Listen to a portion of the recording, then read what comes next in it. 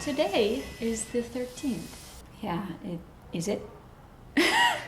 In Canada, they skip the 13th floor in buildings, and the elevator goes 12, 14. Yeah. Which technically makes the 14th floor the 13th floor. Yeah, I noticed that too. I was like totally confused. I was like, what is number 13? And they explained to me that for North American people, number 13 is not a lucky number. In Italy, there is something connected to number 13 that is unlucky, and it's just 13 people around the table for an occasion, having a meal, is not lucky, because it has a religious connotation. It refers to when Jesus was with his 12 disciples around the table for the Last Supper, l'ultima cena. I don't know, the only thing I know is that Friday the 13th is supposed to be unlucky, and the only reason I know that is because of Friday the 13th movie. Friday the 13th, it's a horror movie. Yeah. The killer is sitting beside you. This was the Italian title. Venerdì 13 l'assassino si siede accanto, è seduto accanto, something like that. Talking about horror movies, what is the scariest horror movie that you've ever watched?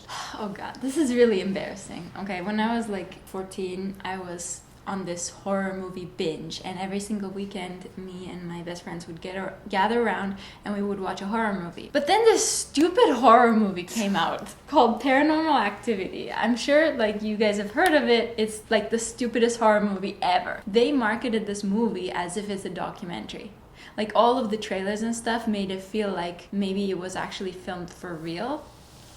And me and my cousin Sandra at the time went to the movie theater thinking it's a documentary.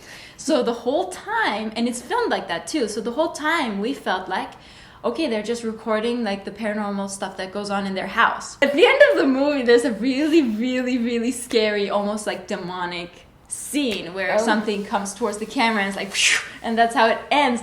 And I have goosebumps right now. We were scared shitless. Me and Sandra after the movie, we're like, that wasn't real, right? That couldn't have been real, but it was real. How is that real? We were so fucking scared. And then after the movie, I actually had to like go on Google and research if it's real. And then I discovered it was a movie, like a fictional movie, and I felt like so stupid. What about you?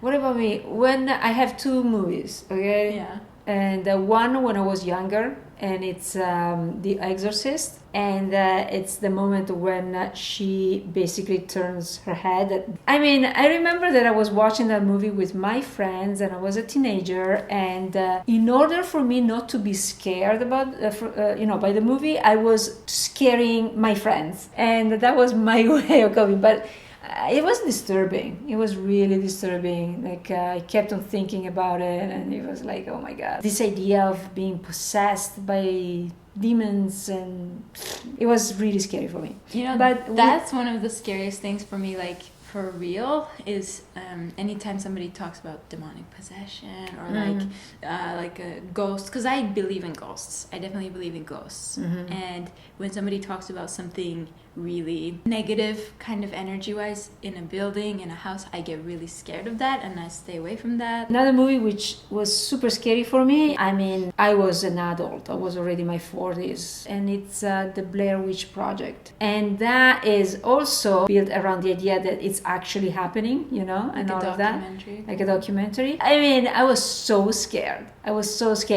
Okay, and then I was talking to my colleague about, you have to go and watch it, it's amazing, this and that. And then he was sitting there and he was like, is this the same movie Paula was talking about? Because he wasn't scared at all. If I remember, that movie divided the audience in two. Like there was the audience that was super scared, and the audience that was totally indifferent. But I never watched the Blair Witch Project. Yeah, I don't think I can watch it again because I know it's gonna affect me again. But you know which horror movie I really enjoyed watching? Is The Shining. Because for the first time I watched it, I was with you. For the first time, like we were being close and holding hands and stuff while watching that movie, so I felt so protected. I loved that experience. Is there any time in your life where you actually were scared by something, like in a horrific way? Are you kidding? When I was young, I had like horror movie nightmares every single night, and really bad, like truly horrific, to the point where my parents had to take me to like see somebody and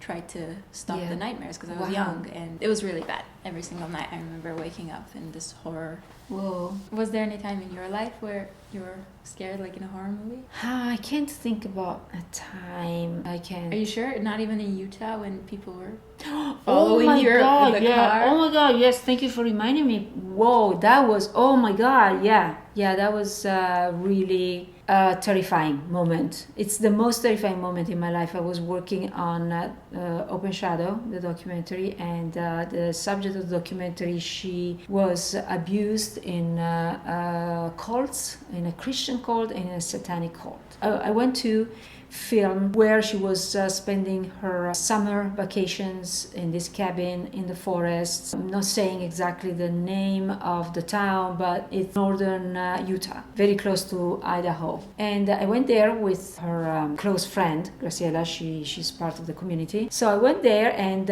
we just totally missed the spot. We couldn't find the spot, so we drove up to the peak of this mountain. I was actually scared as I was going. I felt something dark already. You know, I didn't like the place. It felt very bad. But Graciela insisted, let's go. And so we went up there, and I didn't have any reception on my cell phone, and I was even more scared because of that. We're just here in the middle of nowhere, with no possibility of contacting anyone, of being contacted. So, but anyway, we went up there, and there was like the forest becomes like an open space.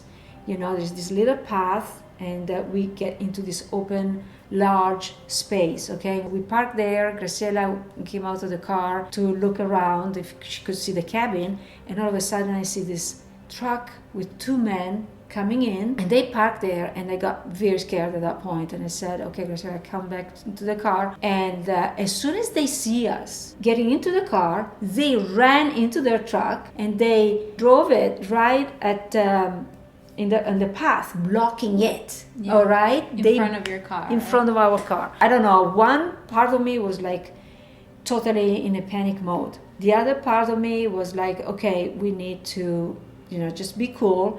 So there was a little space with trees because I had a Fiat 500, this very small car. Yeah. And I was kind of like squeezing into that space in order to pass this truck that was blocking the path. It was such an awkward situation. I mean, these people are blocking my way. So I kind of like, something told me in my head, just stop. And I asked a question to the guy. He was a early 70-year-old guy. But when I looked into his eyes, it felt like those horror movies of those guys who have seen anything, any kind of horror. I could see it in his eyes. And he was sitting, and there was about 70-year-old boy, young man, with a smirk on his face. Oh my God. These are the kind of people who are ready to cut you into pieces and just get rid of you. And I said, oh, okay, so we're looking for this cabin. I was just trying to make us look like this innocent tourist, looking for a cabin and stuff. And so on. I said, no, we don't know of any cabin. And he was pretending, looking at the map. I said, okay, have a nice day. And we just went. And they followed us for kilometers.